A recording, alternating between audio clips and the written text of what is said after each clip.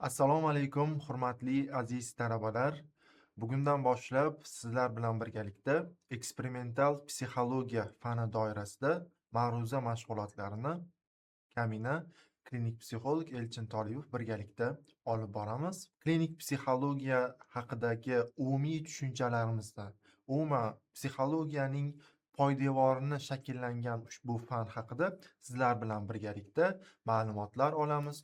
To'liq ushbu fanning kelib chiqishi, maqsadlari, tamoyillari hamda eksperimental psixologiyaning umumiy psixologiya sohasidagi ahamiyatini ko'rib chiqish imkoniyatiga ega bo'lamiz. Hurmatli talabalar, bugungi mavzuyimiz psixologiyaning eksperimental fan sifatida shakllanishi. Biz umumiy psixologiya darslaridan bilamizki, psixologiya dastlab falsafa fani tarkibida bo'lgan, ya'ni a, psixologik qarashlar, shaxsga bo'lgan yondashuvlar falsafiy tamoyillar asosida rivojlangan falsafiy qarashlar bilan izohlangan. Ya'ni birinchi o'sha psixologiyaning shakllanishini falsafa davri, ya'ni insonning ruhi, ongi, xulq-atvori va bularning barchasi falsafa fanining tarkibida bo'lgan. Bunda subyektiv kuzatuvlar, shaxsning o'zini o'zi kuzatuvlari, shaxsning o'zini ruhiy ichki holati haqidagi tushunchalari, tafakkur, idroki asosga olingan holatda idrok qilingan va faqatgina ruh haqidagi ma'lumotlar, bilimlar mavjud bo'lgan. Hattoki biz shu narsani ham bilamizki, inson jismoniy tanadan, jismdan hamda ruhdan iborat bo'lgan mavjudot. Insonning jismoniy tanasi bilan birgalikda ruhi mavjud. Hattoki o'sha Aristotel, Arastu davrlaridagi ruh haqidagi ta'limotlarda shunaqa ma'lumotlar borki, jismoniy tanasidan o'sha insonning ruhi uxlagan paytda chiqib ketishi va turli xildagi sarguzashtlarga duch kelishi insonga tush sifatida ko'riladi. Shuning uchun insonning ruhi mavjud degan qarashlar mavjud bo'lgan. Lekin bu qarashlar hozirgi kunda o'zining shaklini o'zgartirgan. Ya'ni biz psixologiyaga ruh haqidagi emas, insonning psixikasi, insonning ruhiyatini o'rganuvchi fan sifatida yondashamiz. Aynan bu ruhiyatni tashkil qiluvchi, insonning psixikasini tashkil qiluvchi kognitiv jarayonlarni bevosita o'rganish zarurati endi psixologiyada yangi bir fanga ehtiyoj tug'dirdi. Bu fan aynan biz ko'rib chiqadigan eksperimental psixologiya fani edi. Ya'ni sekin-astalik bilan insonning ruhi va jismoniy tanani o'rganish endi fiziologik tomonlama insonni o'rganish ehtiyojini ham tug'dirdi. Va sekin-astalik bilan 19-asrda ilmiy inqilob davri deymiz. Fizika, biologiya, fiziologiya kabi fanlar bevosita insonning jismoniy tanasini turli xildagi o'sha eksperimentlar, laboratoriyalar asosida o'rganilish boshlandi. Shuningdek, insonda endi shunaqa holat paydo bo'ldiki, ilmiy obyektivlik tushunchasi. Ya'ni o'sha insonni endi faqatgina ruhdan iborat bo'lgan, insonni o'sha faqatgina falsafiy qarashlardan iborat bo'lgan mavjudot emas, haqiqiy laboratoriya sharoitida insonning psixikasini, insonning ruhiyatini o'rganish zarurati paydo bo'ldi. Bu eksperimental psixologiyaga o'tish davri hisoblanadi. Ya'ni eksperimental psixologiya fani psixik jarayonlarni o'rganadigan fan hisoblanadi. Psixik jarayonlar qanaqa o'rganiladi? Bu nazorat qilinadigan, ya'ni nazorat qila olinadigan sharoitda o'rganish. Laboratoriya sharoitida yoki bo'lmasam kuzatuv asosida, kuzatuv usulining ma'lum bir tamoyillarga amal qilgan holatda o'rganish hisoblanadi. Va endi insonning ruhiyatini o'lchash, ya'ni diqqat, xotira, idrok, tafakkur kabi jarayonlarni bevosita o'lchash zaruratini tug'dirdi. Xo'p, Eksperimental psixologiyaga umumiy nazar tashlaydigan bo'lsak, eksperimental psixologiya bu umumiy psixologiyaning tarkibiy, umumiy psixologiya fanining tarkibiy qismi hisoblanadi. Ya'ni ma'lum bir yo'nalishi desak bo'ladi. Va bu yo'nalish ruhiy jarayonlarni turli xildagi eksperimentlar, tajribalar yordamida o'rganadigan yo'nalish, o'rganadigan tarmoq hisoblanadi.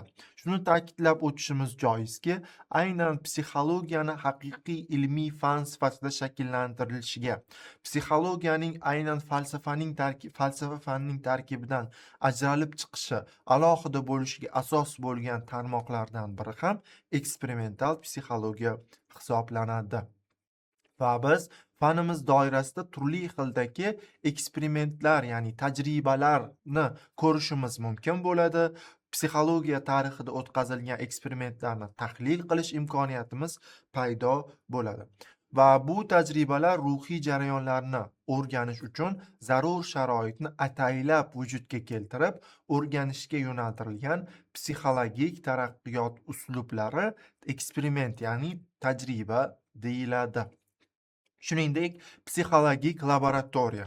Psixologik laboratoriya inson ruhiy jarayonlarini o'rganish maqsadida jihozlangan maxsus tadqiqotlar olib boriladigan ilmiy muassasa hisoblanadi. Hozirgi kunda ma'lumot sifatida aytib o'tish joizki, O'zbekistonda ham psixologik laboratoriya O'zbekiston Milliy universitetida, Mirzo Ulug'bek nomidagi O'zbekiston Milliy universitetining aynan psixologiya kafedrasida mavjud hisoblanadi. Bu aynan laboratoriyada insonning diqqat, xotira, idrok, tafakkur kabi jarayonlarni aynan laboratoriya sharoitida o'rganish imkoniyati mavjud. Eksperimental psixologiya paydo bo'lishining ilmiy shart-sharoitlari qanday bo'lgan? Yuqorida aytib o'tganimizdek, 20-asrgacha bo'lgan qarashlar, ruhiy jarayonlar faqatgina o'ylash, his qilish, sezish kabi jarayonlar bilan cheklanib qolgan, ya'ni o'rganish holatlari. Bular faqat ichki kechinmalar sifatida qaralgan. Lekin biz shuni bilamizki, ichki kechinmalarni o'sha davrda o'lchash imkoniyati bo'lmaydi. Ular insonning bevosita ruhiyati bilan bog'liq, ob-havoga o'xshab o'zini shaklini o'zgartiradigan xususiyat hisoblanadi. Ularni hech qanday insonning hissiyotlarini o'lchab bo'lmaydi degan qarashlar mavjud bo'lgan. Va sekin-astalik bilan insonning endi ma'lum bir xususiyatlari o'lchash boshlangan. Bu o'lchash dastlab fiziologiya fani doirasida paydo bo'ldi. Insonning fiziologik xususiyatlarini o'lchash boshlandi. Ma'lum bir vaziyat, holatlarga nisbatan reaksiya, insonning javob qaytarishi, sezgi organlarining tashqi ta'sirini qabul qilishi va bu jarayonlarga nisbatan ma'lum bir reaksiyalarni o'lchash mumkin, o'rganish mumkin degan qarashlar paydo bo'ldi fiziologiya fani doirasida. Bular nerv impulslarini tezligini o'lchash mumkinligi haqida. Masalan, German hamda Helmholtz tajribalaridan bilishimiz mumkin. Bular o'z navbatida nerv impulslarini, insonning o'sha ma'lum bir vaziyatga nisbatan beradigan reaksiya tezligini turli xildagi tajribalar orqali o'rganishgan. Shuningdek, insonda o'sha hosil bo'lgan ma'lum bir reflekslar orqali organizmning tashqi muhitga nisbatan avtomatik javobini ham biz bevosita o'rganishimiz mumkinligi haqida qarashlar aynan fiziologiya fani doirasida paydo bo'lgan. Va sekin-astalik bilan endi ruhiyatdagi, insonning psixikasidagi jarayonlarga ham tanadagi boshqa jarayonlar kabi o'rganilishi mumkin. Bularni bevosita o'lchanishi va tajriba orqali tekshirilishi mumkin degan qarashlar paydo bo'lgan. Bu fikr eksperimental psixologiya uchun judayam muhim, ya'ni fanning shakllanishi uchun muhim poydevor bo'lib xizmat qilgan. Eksperimental psixologiyaning fan sifatidagi asosiy tamoyillari mavjud. Birinchi tamoyili obyektivlik tamoyili. Obyektivlik tamoyili nima? Ya'ni, endi bu yerda insonning psixikasida faqatgina faraz, qanaqadir taxmin yoki bo'lmasam faqatgina ichki kechinmalar, ruhiy holatlarini inson o'zi his qilgandaka ifoda qilishi emas, balki turli xildagi psixometrik usullar bilan, eksperimental yo'llar bilan o'lchash imkoniyati muhimligini ta'kidlovchi tamoyil hisoblanadi obyektivlik tamoyili. Bu faqatgina subyektiv fikrlardan qochib, haqiqiy ilmiy isbotlangan usullarni laboratoriya, test, so'rovnoma yoki bo'lmasam anketalar orqali inson ruhiyatini o'lchashni ilgari suruvchi tamoyil hisoblanadi. Ikkinchi tamoyil bu nazorat tamoyili. Nazorat tamoyili bu yerda tajriba sharoitlari boshqariladi. Aynan nazoratda bevosita eksperiment, laboratoriya usulida aynan ma'lum bir qo'zg'atuvchilar o'zgartirilgan holatda bu sharoitda inson o'zini qanaqa tutishi, qanaqa reaksiya berishi, krizisli holatlarda inson qanaqa o'zini tutishi kabi holatlar sun'iy ravishda yoki bo'lmasam tabiiy ravishda o'zgargan holatlarda insonni kuzatib, bevosita tajriba sharoitini yaratish hisoblanadi. Va takrorlanuvchanlik tamoyili. Takrorlanuvchanlik tajriba qayta o'tkazilishi mumkinligini asoslovchi tamoyil hisoblanadi. Masalan, insonning ma'lum bir xususiyati, xarakter xususiyati o'rganildi. Masalan, muloqotchanlik xususiyati yoki bo'lmasam diqqatning tarqoqligi, diqqatning barqarorligi xususiyati aytaylik, turli xildagi test yoki bo'lmasam laboratoriya sharoitida o'rganildi va endi agar bu test shaklida o'tkazilgan bo'lsa, retest qilish imkoniyati. Retest degani ma'lum bir testni o'tkazganimizdan keyin u testni ma'lum bir davrdan keyin qayta o'tkazib ko'rish sharoiti hisoblanadi. Aynan takrorlanuvchanlik tamoyili bu retest orqali yoki bo'lmasam o'sha laboratoriya sharoitida o'tkazilgan eksperimentni qayta yana o'tkazib ko'rish orqali ifodalanuvchi tamoyil, Gestaltning asosiy tamoyili hisoblanadi. Keyingi tamoyil bu statistik tahlil tamoyili. Statistik tahlil qilish bu bevosita boshqa bir tamoyillarga bog'liq bo'lgan tamoyil hisoblanadi. Bu yerda natijalar matematik asosda baholaniladi. Ya'ni psixologiyada ham statistika, SPSS kabi dasturlar mavjud va bu dasturlar orqali aynan sinaluvchilardan, respondent deyiladi, respondentlardan to'plangan ma'lumotlarni qayta ishlashimiz, statistik tahlil qilishimiz va buni biz masalan ma'lum bir davrda o'tkazilgan test natijalarini ma'lum bir davrdan keyin aynan takrorlanuvchanlik tamoyilidan kelib chiqib qayta o'tkazib retest qilgan holatda statistik tahlil qilish imkoniyatimiz bor. Asosiy bu tamoyillar, ya'ni obyektivlik, subyektiv fikrga emas, o'lchovga asoslanish. Nazorat, tajribalar o'tkazib, tajriba sharoitlarini birozgina o'zgartirgan holatda boshqa muhitlarda insonni o'zini qanaqa tutishi yoki takrorlanuvchanlik, o'tkazilgan tajribani yana bir marotaba qayta tekshirish va bu yuqorida olingan ma'lumotlarning barchasini statistik jihatdan tahlil qilib, natijalarni asoslash. Endi bu tamoyillar psixologiyani sekin-astalik bilan falsafadan ajratib, uni ilmiy fan maqomiga olib borishiga sabab bo'ldi. Xo'p, psixologiyaning aynan shakllanishi va bu fan doirasida eksperimental psixologiyaning shakllanishi insonning bilish jarayonlarini tushuntirishga bo'lgan yondashuvning tubdan o'zgarishi bilan bog'liq hisoblanadi. Ya'ni kognitiv jarayonlar insonning diqqat, xotira, idrok, tafakkur, nutq kabi jarayonlari dastlab falsafa fanining muammolari edi. Chunki buni yuqorida aytib o'tganimizdek, faqatgina inson buni o'zi anglardi, o'zi tushunardi. Insonning kognitiv jarayonlari haqidagi ma'lumotlarni faqatgina insonning shaxsiy fikrlaridan olishimiz mumkin edi falsafa fani doirasida. Va bundan kelib chiqqan holatda faqatgina unga yondashish ham falsafiy tomonlama bo'lgan edi. Endi o'sha dastlab sezgi, idrok, tafakkur jarayonlari falsafani muammolari sifatida talqin qilingan bo'lsa, ularni o'rganishda asosan faqatgina mantiqiy, tahliliy yoki bo'lmasam introspektiv mulohazalarga, ya'ni ichki hissiyotlarga yo'nalgan mulohazalarga tayanilgan edi. 19-asrning ikkinchi yarmiga kelib esa psixologiyada muhim burilish yuz berdi.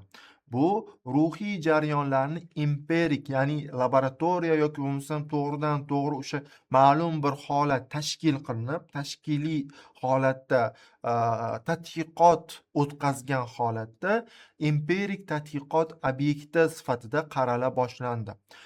Bu burilishning markazida turgan asosiy shaxs ismi bor. Bu Vilhelm Wundt nomi bilan bog'liq hisoblanadi. Vilhelm Wundt psixologiyani mustaqil fan sifatida, ya'ni eksperimental fan sifatida alohida ajralib chiqishga asos solgan olimlardan biri hisoblanadi. 1879-yilda Vilhelm Wundt tomonidan Leipzig shahrida tashkil etilgan birinchi laboratoriya psixologiyaning aynan mustaqil fan sifatida shakllanishiga hal qiluvchi rol o'ynaydi. Ya'ni yuqorida aytgan fikrimni isbot sifatida ko'rishimiz mumkin. Demak, psixologiyaning eksperimental sohasi, ya'ni eksperiment o'tkazish imkoniyatining yaralishi, mavjud bo'lishi alohida bir fan, ya'ni psixologiyaning shakllanishiga asos solgan holat hisoblanadi. Hamda falsafa hamda fiziologiyadan alohida bir endi laboratoriya tashkil qildi va psixologiyani umumiy boshqa bir fan sifatida, mustaqil fan sifatida ajralib chiqdi. Mustaqil fan sifatida chunki ajralib chiqishi uchun fiziologik asoslar bor edi. Insonning nerv fiziologik xususiyati, reaksiya vaqti, insonning kognitiv jarayonlarini endi o'lchash imkoniyati paydo bo'ldi. O'ziga xos bo'lgan, ya'ni bularga asoslangan holatda o'ziga xos bo'lgan psixologik qonuniyatlar shakllandi. Hamda endi laboratoriya sharoitida turli xildagi empirik tadqiqotlar o'tkazish boshlandi. Ushbu laboratoriyadagi tadqiqotlar psixologiyaning aynan falsafa va fiziologiyadan ajratib, alohida o'rganish obyekti va usullariga ega ekanligini ko'rsatib berdi. Vilhelm Wundtning asosiy g'oyasi bilish jarayonlari fiziologik asosga ega bo'lsa-da, ular faqatgina fiziologiya bilan cheklanib qolmaydi. Masalan, insonning tafakkuri, idroki, nutq, xotira kabi xususiyatlari faqatgina bu fiziologik mexanizmlar bilan cheklanib qolgan holatlar emas, balki psixologiyaning ham obyekti hisoblanadi va bu o'ziga xos psixologik qonuniyatlar asosida o'rganilishi lozim degan g'oyani Vilhelm Wundt ilgari surdi. Va bu g'oya asosida birinchi o'sha Leipzig shahrida psixologik laboratoriyani ga asos soldi 1879-yil va bu yil aynan psixologiya faniga asos solingan yil deb ham qaraladi. Xo'p, kognitiv jarayonlarning strukturaviy tahlili aynan Vilhelm Wundt qanaqa holatda tahlil qildi? Xo'p, laboratoriya yaratdi. Bu laboratoriyada qanaqa holatda o'rgandi? Nimalar asosida bu narsa insonning kognitiv jarayonlarini o'rganish mumkin ekanligini nimalarga tayangan holatda isbotlab berdi degan savollarga javob topishimiz mumkin bo'ladi. Birinchi navbatda insonning sezgi, tashqi dunyodan kelgan oddiy hissiy ma'lumotlarning asosiy ro'yxatga olinishi, ya'ni sezgilar orqali tashqi o'sha dunyodan, tashqi olamdan, obyektiv olamdan kelayotgan ma'lumotlarning ro'yxatga olinishi va bu holat endi idrokka o'tishi. idrokda hissiy ma'lumotlarning birlamchi oddiy shaklda tashkil qilinishi va u holat endi diqqat jarayoniga o'tishi, ongning muayyan obyektga yoki jarayonga ixtiyoriy yo'naltirilishi va bu yo'naltirish apersepsiya. Apersepsiya bu diqqat bilan boshqariladigan ongli, faol, kognitiv qayta ishlash bosqichi apersepsiya hisoblanadi. Idrok etilgan narsani tushunish va ma'no berish. Aynan Vilhelm Wundt o'tkazgan eksperimentning mohiyati mana shu holat bo'lgan. Ya'ni insonda asosiy 5 ta sezgi mavjud. Bu sezgilar orqali inson tashqi dunyodan axborotlarni, informatsiyalarni qabul qiladi. 5 ta sezgisi orqali. Va qabul qilgan axborotlarning idrok qilishi, tafakkur qilishi ma'lum bir insondan vaqt talab qiladigan, ma'lum bir davr talab qiladigan bosqich edi. Vilhelm Wundtning laboratoriyasi aynan mana shu vaqtni o'lchash imkoniyatini, xronoskop jihozi orqali o'lchash imkoniyatini yaratdi. Bu yerda apersepsiya Wundt nazariyasida shunchaki idrok qilish emas, balki diqqat bilan boshqariladigan ongli kognitiv qayta ishlash bosqichi hisoblanadi. U orqali biz dunyoni faol, ya'ni idrok qilamiz, tushunamiz, anglaymiz, ma'lum bir holat, voqealarga diqqatimizni qaratishimiz mumkin bo'ladi. Ya'ni biz taqdimotdagi rasmda ham ko'rishimiz mumkin olma rasmini. Biz buni olma ekanligini shunchaki idrokimiz bilan his qildik. Ya'ni insonning idrok jarayonining o'ziga xos bo'lgan xususiyatlari mavjud. Biz bularni hali keyingi darslarda ko'rib chiqamiz. Ya'ni to'liq bo'lmagan, butun bo'lmagan shakllarni butun holatda idrok qilishi. Ya'ni biz buni ko'rish orqali olma shaklda idrok qildik. Apersepsiya xususiyati shuki, bu olma ekanligini endi tanish, ajratish, olma sifatida unga ma'no berish aynan apersepsiya hisoblaniladi. Ya'ni birinchi navbatda tashqi axborotlarni biz qabul qildik, tashqi olamdan axborotlarni qabul qildik, uni endi sezdik, idrok qildik. Biz masalan aynan tashqi axborotlarni faqatgina ko'rish emas, eshitish orqali, hid bilish orqali, ta'm bilish orqali yoki bo'lmasam teri tuyish orqali qabul qilishimiz mumkin. Shuning uchun bizning idrokimiz oddiy sezish orqali, agar tashqi stimul, tashqi qo'zg'atuvchi teri tuyish sezgimiz orqali berilgan bo'lsa, biz uni sezamiz, ko'rish, eshitish orqali biz uni idrok qilamiz. Va endi biz idrok qilganimizdan keyin apersepsiya jarayoni sodir bo'ladi. Bu yerda biz aynan tashqi dunyodan keladigan axborotlarni miyamizda tahlil qilamiz. Ongli, faol, ma'noli qayta ishlaymiz, uni tafakkur qilamiz. Misol uchun, biza rasmlarda ham ko'rsatib o'tdik. O'sha olma misolida ko'rgan paytimizda faqatgina o'sha shaklidan ko'rish orqali biz olma, ya'ni butun holatda inson idrok qilyapti. Apersepsiya haqiqiy uni tafakkur qilib, bo'laklarga bo'lgan holatda uni tanib, ma'no berish xususiyati hisoblaniladi. Bu apersepsiya jarayoni qanaqa sodir bo'ladi?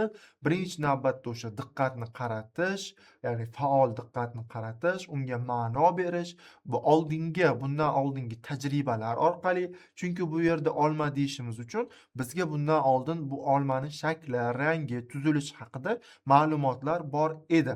Lekin biz umuman tanimaydigan meva ko'rsatilgan paytda bizda oldingi tajribalarimiz yo'q. Ya'ni u meva haqida biz ma'lumotga ega emas edik. Shuning uchun uni tanib olish imkoniyatimiz kamroq bo'ladi. Va biz aynan oldingi tajribalarimizga tayangan holatda olma deyishimiz mumkin bo'ldi shu rasmga qaragan holatda. Ya'ni tajriba, biz faqatgina uni oldin ko'rgan emas, u haqida masalan o'qigan bo'lishimiz mumkin. Masalan, hayotimizda ko'rgan narsalarimizni biz umuman ko'rmaganmiz. Masalan, aytaylik, Misr ehromlariga bordik Misrga va buni biz hayotimizda hech qachon ko'rmaganmiz, faqatgina o'qiganmiz.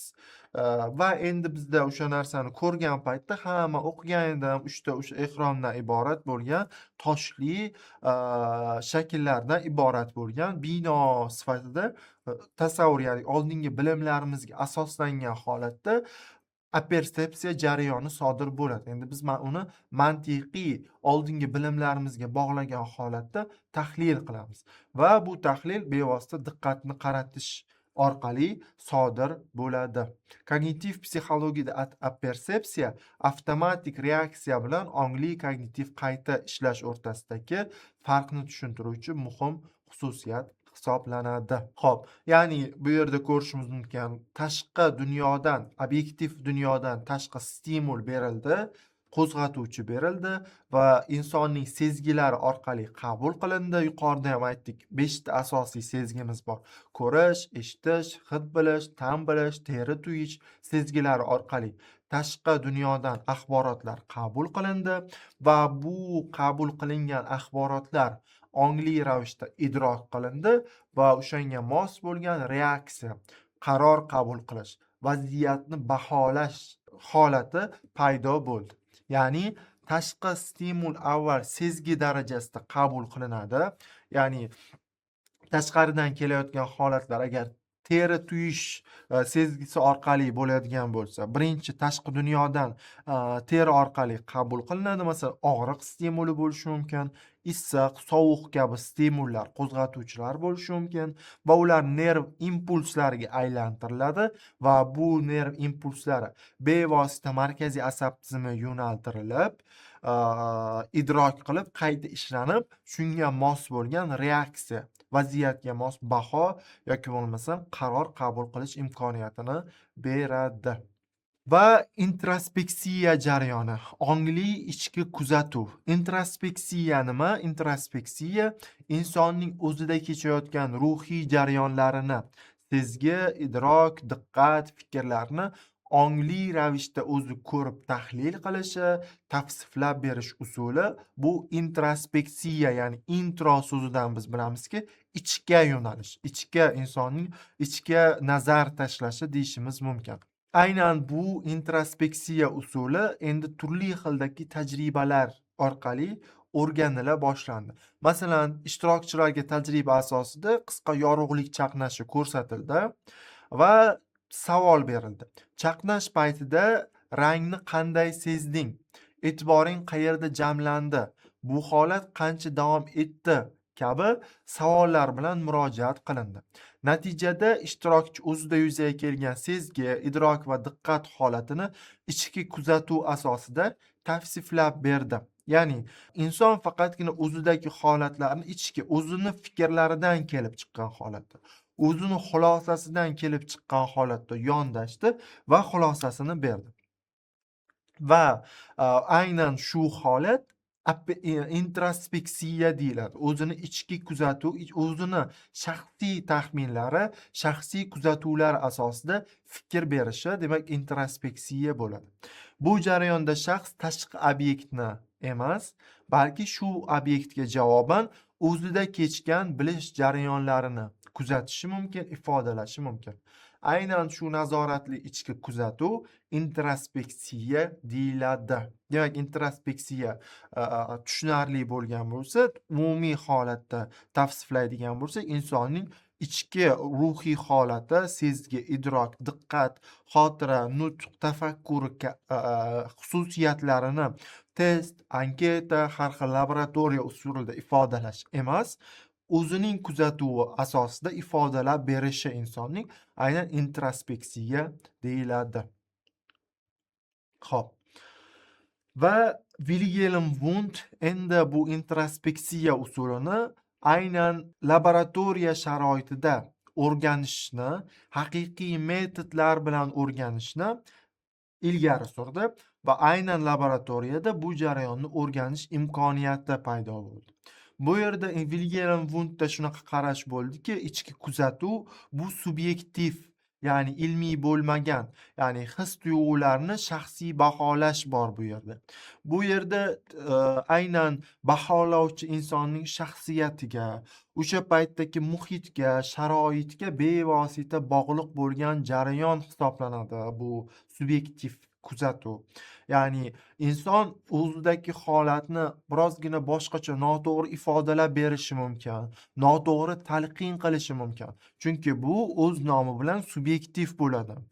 Endi biz laboratoriya sharoitida haqiqiy eksperimental holatda o'rganishimiz imkoniyati mavjud. Ya'ni stimulga bog'liq bo'lgan elementar sezgi va idrok komponentlari kuzatuv obyekti sifatida qaraldi va bu yerda maxsus tayyorlangan alohida kuzatuvchilar belgilandi hamda bu yerdagi asosiy maqsad kognitiv jarayonlarni strukturaviy qadamma-qadam tahlil qilish edi. Shunday qilib, introspeksiya kognitiv jarayonlarni strukturaviy qadamma-qadam tahlil qilish vositasiga aylantirdi. Wilhelm Wundtning reaksiya vaqti tajribasi. Bu asosiy birlamchi tajribalardan biri hisoblanadi Wilhelm Wundtni. Ya'ni bu yerdagi gipoteza, savol shunday bo'lganki, inson ma'lum bir hodisaga, voqelikka qanchalik tez javob beradi. Ya'ni bir oddiy vaziyat, holatga nisbatan insonning reaksiyasi qanchalik tez bo'ladi. Bu yerdagi tajribasi oddiy vaziyat, ya'ni ishtirokchi oldida obyekt paydo bo'ladi va uning vazifasi tugmani bosishdan iborat bo'ladi. Ya'ni ma'lum bir obyektni ko'rgan zahoting tugmani bos. Ko'rishimiz mumkin, rasmda tasvirlangan oldidan o'sha koptokcha o'tib ketyapti. O'sha koptokchani ko'rgan zahoti shunaqa savol berilyapti, shunaqa vazifa berilyapti. Aynan ekranda koptokcha tushganini ko'rgan zahoting oldingdagi tugmani bos. Buni bevosita rasmda ham ko'rishimiz mumkin. Aynan bu rasmda ko'rgan holatimiz oldida turgan jihoz, instrument bu xronoskop. Ya'ni aynan reaksiya vaqtini hisoblaydigan jihoz hisoblanadi. Soat shaklida, ya'ni jihozning yon tomonida turgan jihoz bu xronoskop hisoblanadi. Ya'ni bu holatda ishtirokchi deyarli o'ylab o'tirmaydi, tafakkur qilmaydi. Ko'z obyektni ko'radi va qo'l darhol harakat qiladi. Ya'ni obyektni ko'rgan, o'sha koptokcha tushganini ko'rgan zahoti tezlik bilan tugmani bosadi. Va bu jarayon avtomatik reaksiya hisoblanadi. Ya'ni bu yerda aslida bilish jarayoni ishtirok etmaydimi? Ishtirok etadi, lekin minimal darajada ishtirok etadi. Bu yerda qanaqadir reaksiya bilan bog'liq bo'lgan insonning avtomatik reaksiyasi hisoblanadi. Bu yerdagi natija juda ham tez bo'ladi. Demak, birinchi o'tkazgan tajribaning mohiyati shundan iborat ediki, ko'rgan zahoting tugmani bos. Endi Wilhelm Wundt sekinlik bilan bu tajribani biroz o'zgartirdi. Ikkinchi vazifani berdi. Ikkinchi vazifa shundan iborat ediki, boshqacha ko'rsatma berildi.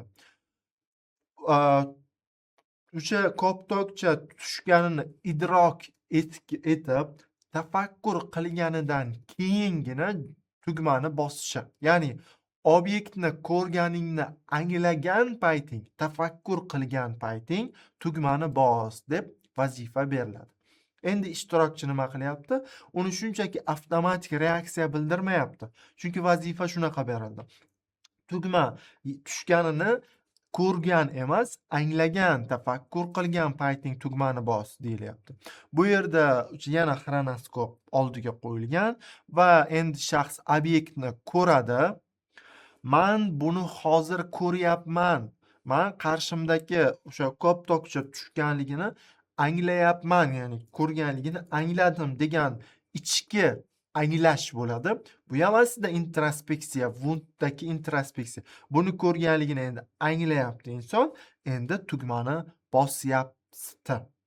Bu yerda xronoskop orqali o'lchangan natijalar shunaqa bo'ldiki, javob reaksiyasi vaqti shunaqa bo'ldiki, Javob sekinroq bo'ldi. Ya'ni oldingi tajribadan farqi, oldin faqat ko'rgan edi, tugmani bosdi. Endi shunaqa vazifa berdi, ko'rganni anglagan payti. Ikkala tajribada qanchadir miqdorda o'sha ma'lum bir miqdorda o'lchash imkoniyatiga ega bo'lgan vaqt oralig'i paydo bo'ldi.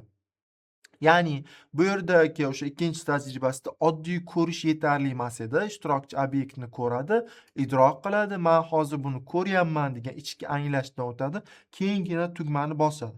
Bu yerda ma'lum bir kognitiv jarayonlar, qadamma-qadam strukturaviy jarayonlar o'tyapti va bu ham ma'lum bir vaqt ni farqlanishiga sabab bo'lyapti. Rasmda ko'rishimiz mumkin. Birinchi vazifada sezgi o'sha tashqi obyektiv olamdan qabul qilindi va avtomatik reaksiya berildi. Ikkinchi, tashqi obyektiv olamdan axborot qabul qilindi, idrok qilinyapti, anglanyapti, ongli qaror berilyapti va tugma bosilyapti. Ikkinchi vazifada javoblar birozgina sekinroq bo'lyapti. Bu aslida ilmiy termin sifatida kognitiv yuklama deyiladi. Kognitiv yuklama nimani anglatadi? Vazifa qanchalik murakkablashsa, ongli fikrlash qanchalik ko'proq ishtirok etsa, insonning aqliy resurslari shunchalik ko'proq band bo'ladi va natijada javob berish vaqti uzayadi.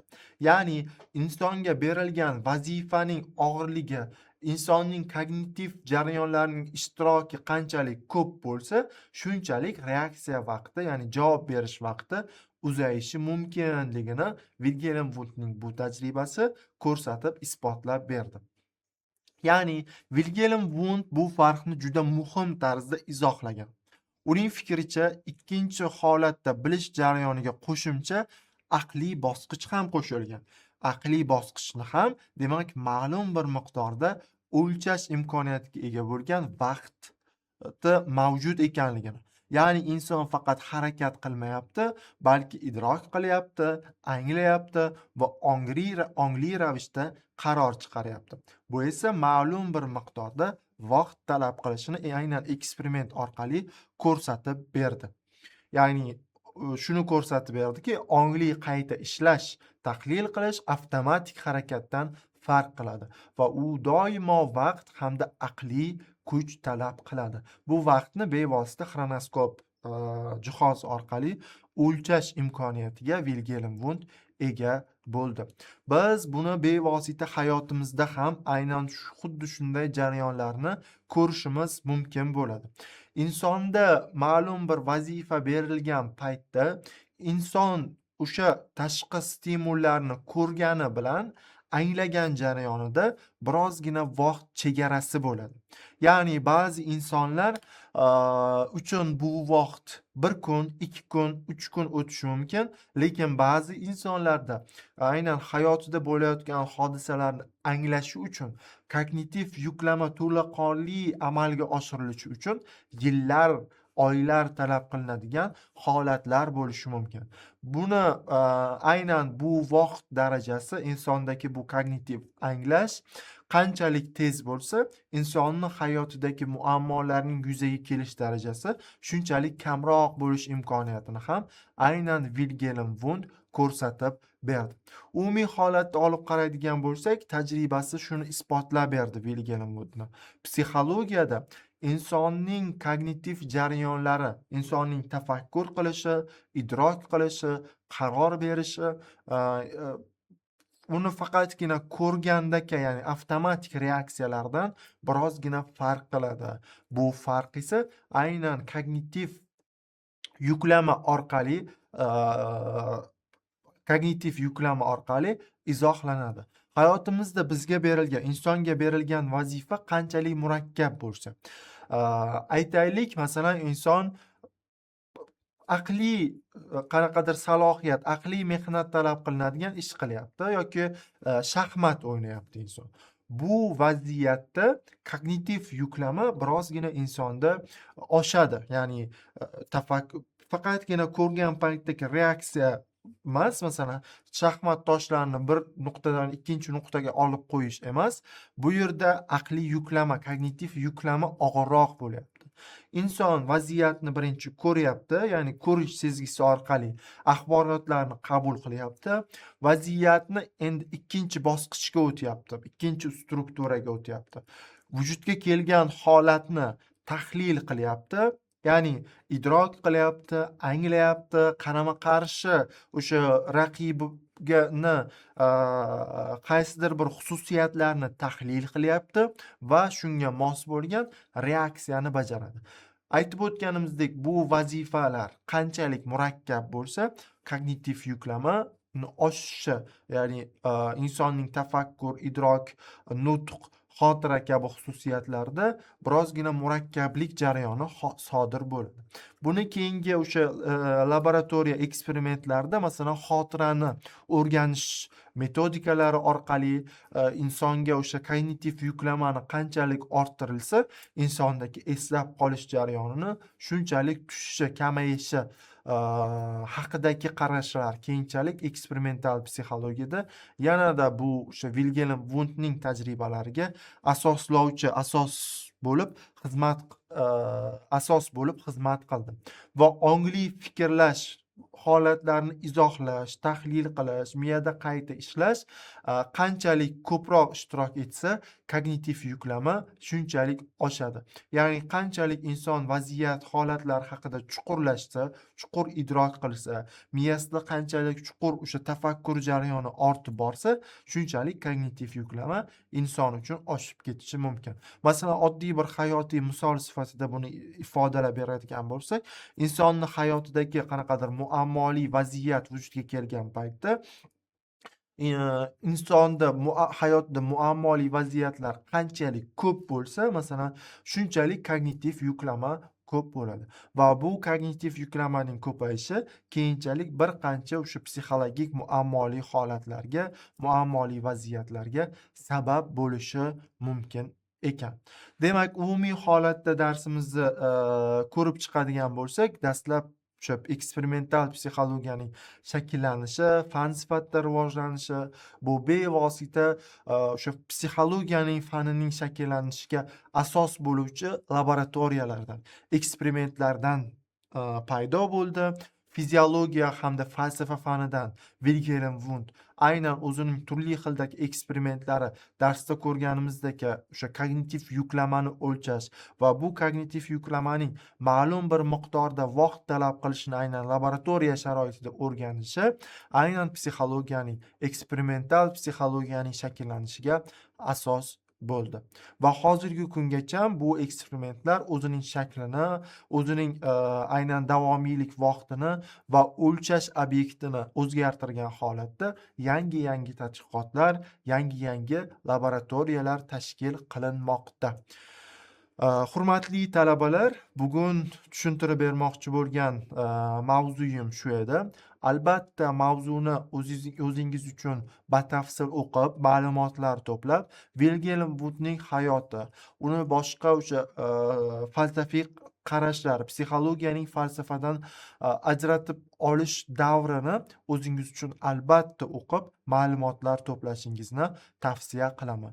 Shuningdek, birinchi darsdan sizga shu vazifa bo'ladiki, psixologiyada o'tkazilgan eksperimentlar, aynan tadqiqotlar haqida ma'lumot to'plab, keyingi darslarda aynan birma-bir biz psixologik eksperimentlarni ko'rish imkoniyatimiz paydo bo'ladi. Keyingi darsda ko'rishguncha salomat bo'ling.